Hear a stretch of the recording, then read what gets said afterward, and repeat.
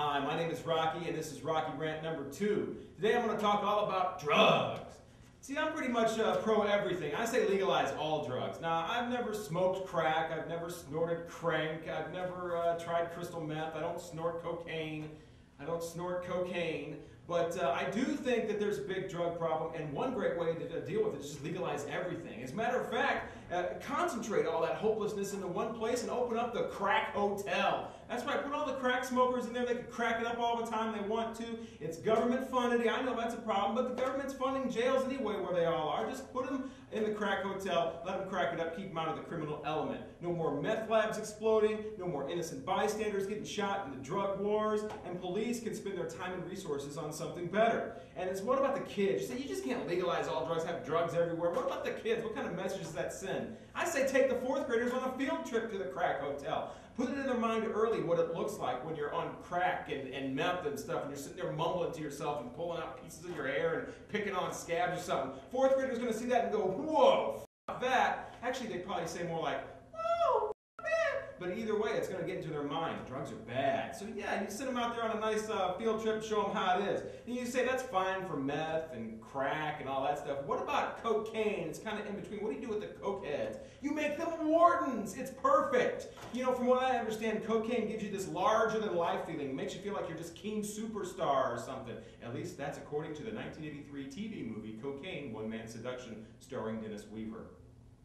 And if they're in the crack hotel, it's all government sponsored, like I said, so they're going to get that good, high-grade government stuff. None of this stepped-on street stuff around there. And what about the people who want to get off drugs, who want to recover, get on with their life, get their life back? That's great. Put the rehab place right across the street from the crack hotel. Now, anybody can go get off drugs if they go up to, like, a mountain somewhere and live by themselves with just, no drugs around. But rehab right across the street from the crack hotel, that's rehab. They'll definitely be ready for society then. With one stipulation for the drug recovered people.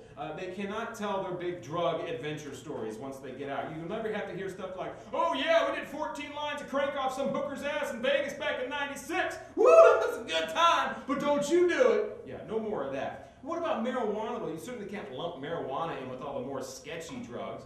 Just put marijuana in the convenience store, right there at the gas station. 20-pack of joints right next to cigarettes. Why not? Sure, you got to show your ID, you got to be 18 to buy it. That's fine. But you wouldn't have to put up with these annoying, oh yeah, I know a guy that's got it all the time. Well, except for today. Or, yeah, we got to drive over to Indiana and pick up a friend and drive over to Ohio and get some. We ought to be back. I'll get you some in about 2 years, something like that. Yeah, you wouldn't have to hear any of that anymore. And besides, legalizing marijuana puts one of my favorite people back in business, the American farmer.